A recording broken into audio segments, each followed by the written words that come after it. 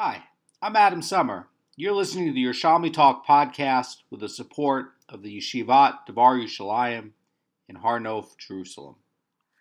This is Berechot, Chapter 6, Halacha 8, and today we're going to be covering the after blessing on foods of the 7 species, and we're going to be covering the intricacies of when you're saying Berechot, and when you're saying She'akol, and when you're going to be saying the 3 blessings after eating, one of the 7 species, and that the Torah praises Eretz Yisrael for, and covering topics to help us understand in a roundabout way the Berechot Mazon. Now, the Mishnah starts off and it says, if one ate figs or grapes or pomegranates, again, those are going to be 3 of the species from the 7 species.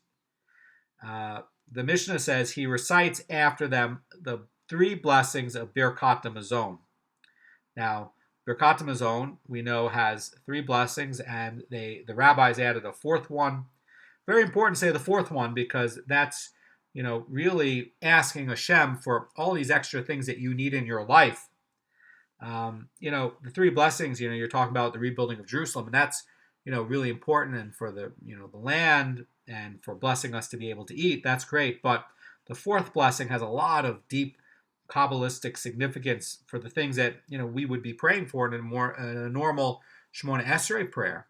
So very important to not cut out that 4th bracha. But anyway, it's talking about the 3 blessings of Berechot Mazon, and it really means the 4 blessings, but it's saying the 3 blessings because the 3 are going to be Doraita. And so this is now going to be saying that, hey, if you're eating one of these figs, grapes, or pomegranates, that this, is really going to be a Doraita thing that you're going to say the 3 blessings. That's really what it's hinting at.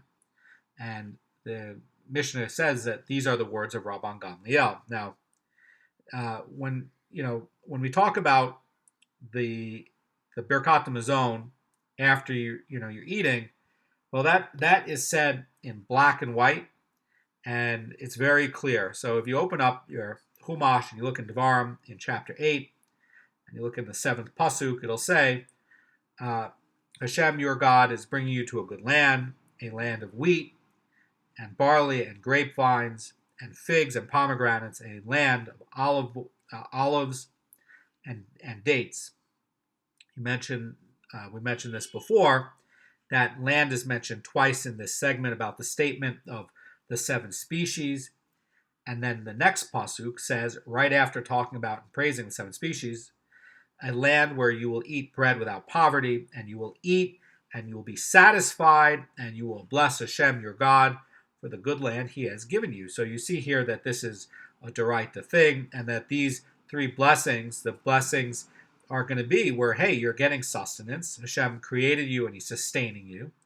And you're having, you're fulfilling this obligation where it's saying, when you eat, you will bless Hashem. That's the idea, right? So that, Berechot Mazon is having these 3 blessings that's in here, right? These 3 blessings in this pasuk. You will eat and bless, and you have, a blessing for the land of Israel, because it says, for the land, I'll bring you to the land, and the blessing of Jerusalem, and where is that? And that's saying the good land, and Jerusalem is always described as good, and in Devarim in 325, when it's saying this good mountain, that's referring to Jerusalem. So Berechot Mazon has these 3 blessings in it, and Rabban Gamliel is basically holding the idea that you will eat, you will be blessed, and that's referring to all the foods that's mentioned in the last passage, not just bread. In other words, this is holding the 7 species, and this is effectively going to be a Doraita obligation. That's going to be the idea and the logic of what Rabban Gamliel is pointing out, and that he's basically holding that, the pasuk that's setting all of this up is going to be the 7 species, which 2 of the species are going to have something that you can use for bread. And that's going to be the idea and the logic behind it. The Mishnah continues and says, but the sages say he recites only the 1 blessing abridgment of 3, which, by the way, that's what we're doing today.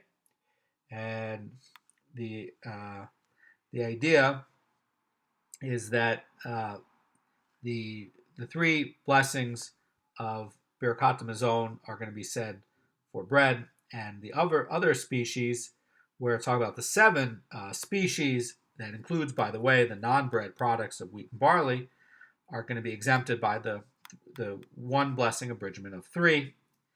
And they're debating whether you're going to say this after blessing on the seven species, like what we're saying today, or whether it should be Berechot Hamazon, which is not what the halacha lemaisa is, but nonetheless, this is the opinion of Rabban Gamliel. And Rabbi Akiva says in this Mishnah, even if one ate only a cooked vegetable, but it is his sustenance, what could that be? Well, he's eating it as his main meal. Perhaps it's cabbage, and he's eating something smaller that's going to be subordinate with it. Then what, the Mishnah continues, says he recites on it the three blessings of the Berechot Hamazon. So why would this be? The idea is that Rabbi Akiva's holding that the biblical commandment, where it says, and you shall eat and you shall be satisfied and you shall bless Hashem, is going to any food that serves as the basis of the meal and it satisfies him. So if you're having like a cooked food that's going to be very satisfying, like cabbage, well, if you're satisfied from it, then you have to say the full Berechot Hamazon because of the way the verse is written. That's the idea of Rabbi Akiva. Now, the Mishnah cites a dispute regarding the blessing of water.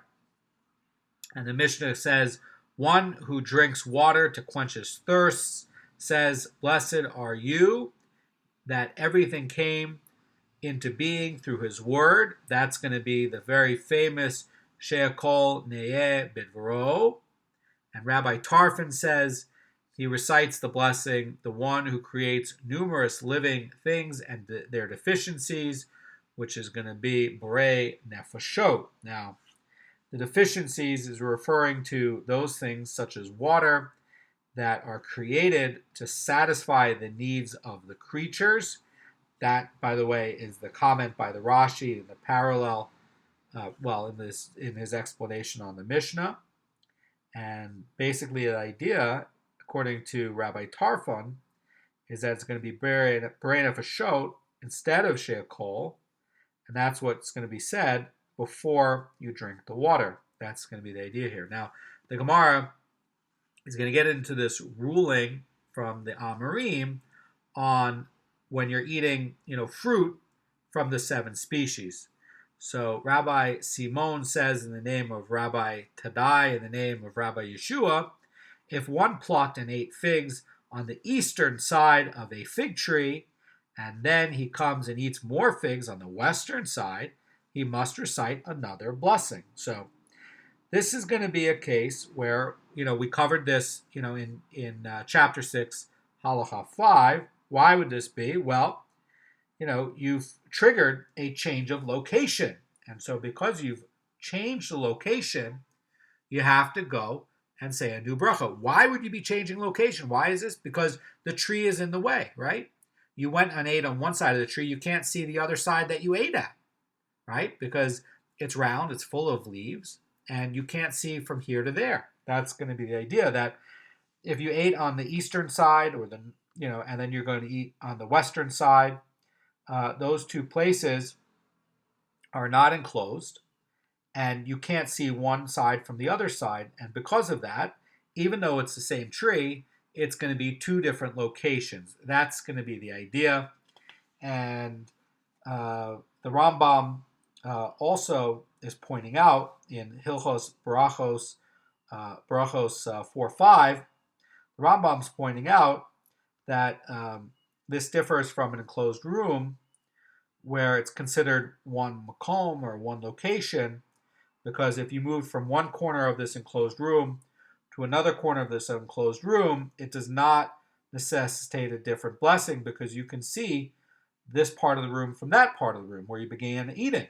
So that's why that's going to be like that. But in the case of this fig tree, it's gonna obscure it. Now I want to point out one more thing about the fig tree. Well, there's two kinds of trees in creation, says the Gemara in the order of Zerayim in the Yerushalmi, and it's talking about the olive tree and the fig tree. That these are two trees that have more leaves than a normal kind of tree. And in fact, when you walk around Harnof and you look at fig trees and olive trees that do grow around here randomly, you will see that they do have more leaves than a regular deciduous tree. So it is true. So they're not just saying a fig tree, right? They're saying something that has from one of the 7 species, right? But they could be using a pomegranate tree, right? Pomegranate trees are small. You could see from one side of a pomegranate tree to the other side of the pomegranate tree. They're not very, thick with foliage.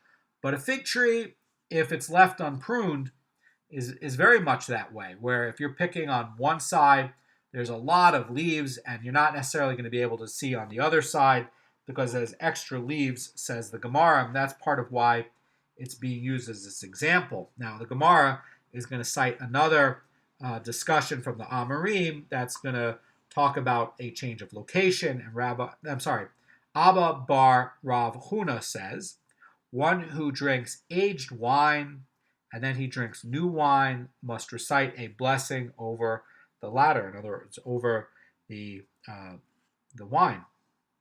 Now, the idea is that if somebody has a lot of wines, they recite a blessing over each of the new types that he would taste. So perhaps you have a white one and you have a red one. In this case, it would be a case where you have a very old one and a very new one. So according to this reading, if you're having, perhaps you're at a meal and they're going to serve 3 wine courses, and perhaps you're serving a new wine and then an old wine, and the new wine would be second, and the new wine would be considered to be less good than the old wine. Perhaps the old wine was first. That's what you're going to be enjoying it on. And then you're having a different kind of wine that's a new wine. Well, the idea is that, the second drink, is going to be considered a little bit inferior. So the idea is that, if you have a lot of varieties of wines, and over here, if you're looking at the amount of pleasure one enjoys, then you're going to have a hatov the hamativ, and it won't be recited on the second drink because it might not be as pleasurable as the first one, which would be older. Now, some of the texts of the Yerushalmis have this reversed. So according to that reading where they reverse it, one does not say Hatov ve'hamativ on the second wine because it would be inferior to the first.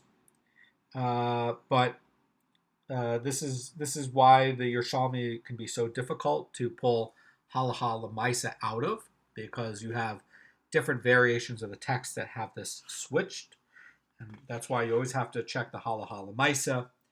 And part of why I think this is a good text to look at is not necessarily for you to learn the halacha from, but to learn that, to learn about the difficulties of this text. And, I like the idea of, the commentators who try not to modify the text and pull the halacha out of it. But nonetheless, working on the Yerushalmi can be very difficult. Always check the halacha l'maisa. Now, the Gemara is going to continue, and it's going to say for a mere change of wine, that's going to be where somebody has the same wine, it's going to be the same color, and it's going to be the same age, basically. And that's also echoed by the Rambam. One is not required to recite a blessing, but when there's a change of location, one is required to recite a second Berei Priagafen blessing. And if one had been drinking and he diverted his mind from drinking and then he reconsidered, it's going to be the same as a change of location. So when he drinks again, he has to say the bracha again. In other words, if he just said the Beur piragafen and he's drinking some wine and he decides, okay, I'm done drinking. And then he changes his mind a little bit later and he starts drinking. Okay, now it's as if he changed his location by changing his mind, and now he needs to say the bracha again. He's got to start it again.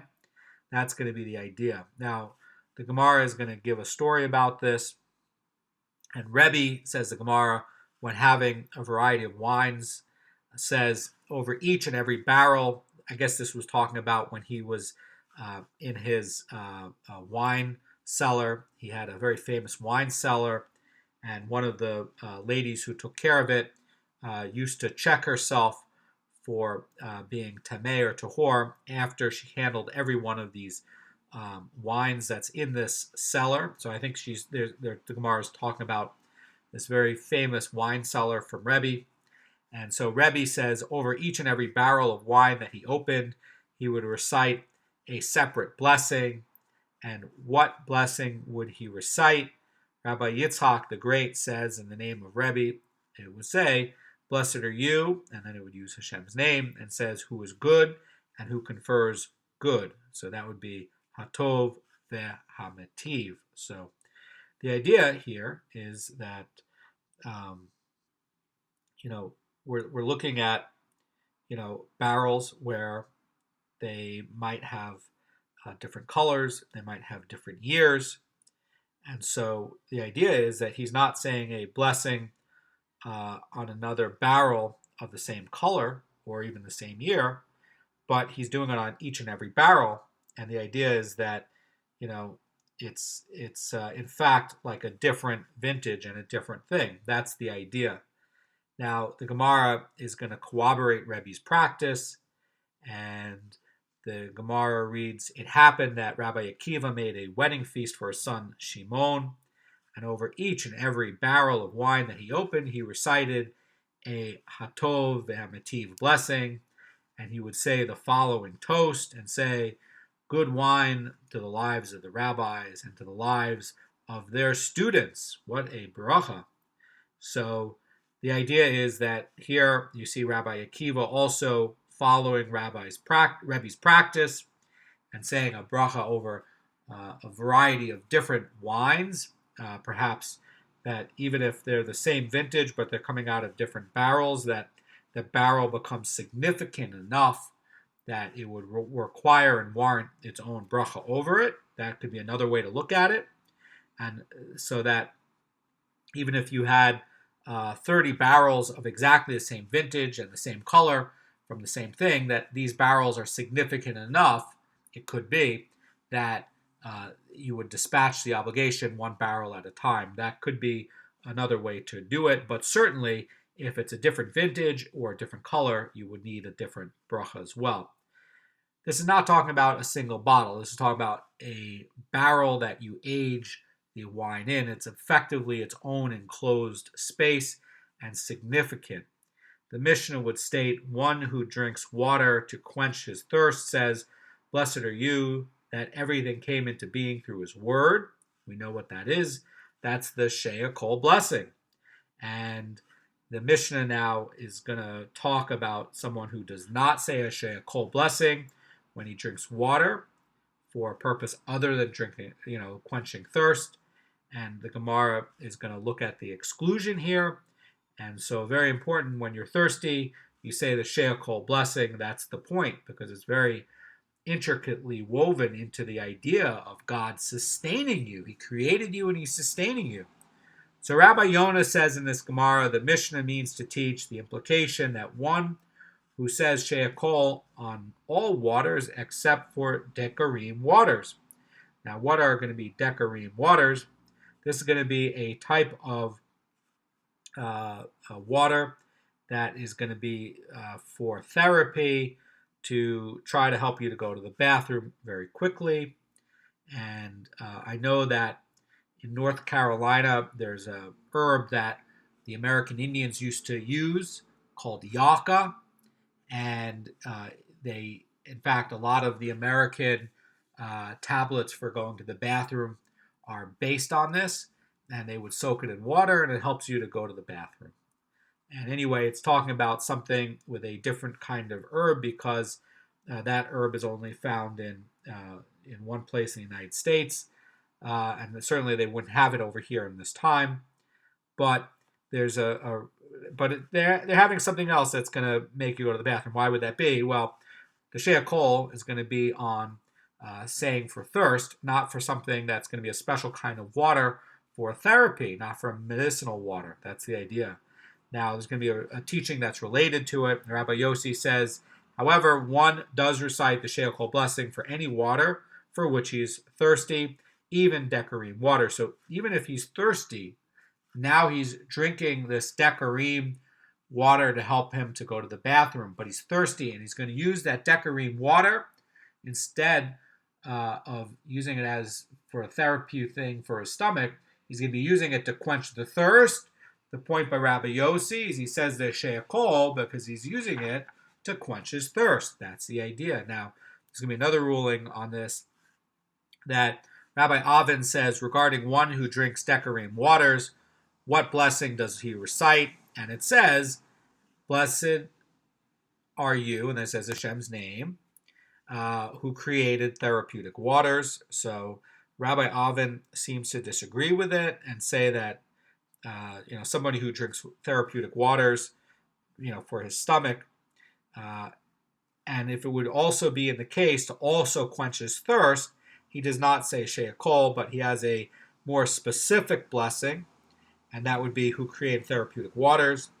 And normally, when you're drinking a therapeutic water, you don't even need to say a blessing at all. But in the case where the intention becomes mixed and you have now two things you're trying to do with it, that is going to be a specific standalone blessing. And we were covering that with specific standalone blessings throughout chapter 6, that in some cases you have blessings that are more specific. And Rabbi Avin is arguing that this is just such a case. Another example that we covered before is in the case of incense, when you have from an animal like the musk deer, or for a fragrance. That's another example. Or from good smelling herbs. That could be another example. So there can be subsets to the brachas, and Rabbi Avin is arguing that this is going to be a subset. And the Gemara finishes up, and it says there are teachers of Tanaic texts who teach the text as reading decorim waters, that these are like piercing waters. And there are other teachers of the Tanaic texts who teach it as decalim waters, which are going to be waters from decalim, which is going to be from a palm tree. Now, what could it be from a palm tree? Well, it could be like coconut water. So that's going to be the idea that, it's going to be that, there's going to be water in the context of, drinking it for therapy, and there's going to be water for drinking it in terms of just quenching thirst.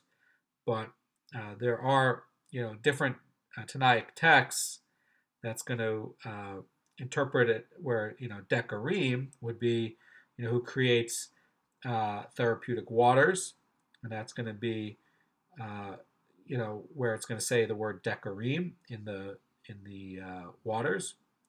And there are other Tanaim that don't write decorim, they write decalim, as if it's coming from a palm tree. So something to look at over there. And the Gemara is actually going to explain these two terms. And the one who says, now these would be the Tanaim who say, decorim, which are going to be piercing waters, is something for the stomach. Call it this because they pierce the bile of the gallbladder. That's what the Tanaim say about this. And the Gemara finishes up and says the one who says decalim palm waters say so because they issue from between two palm trees. In other words, that they're going to be therapeutic waters that are going to come from a spring that's going to be between two palm trees in Eretz Yisrael. And these trees were located somewhere in Tiberias. That's the idea. So not necessarily water that comes from a coconut, as I mentioned, but actually it's going to be from a spring between these two waters, and that it's going to necessitate a specific blessing. So tomorrow we're going to get into chapter 7, which is going to cover all of the laws on Berechot and Mazon. Brachas are very important, and it's worth spending time to study the nuances on it, because this is going to help you get closer to Hashem, and it's going to help you to feel closer and more connected.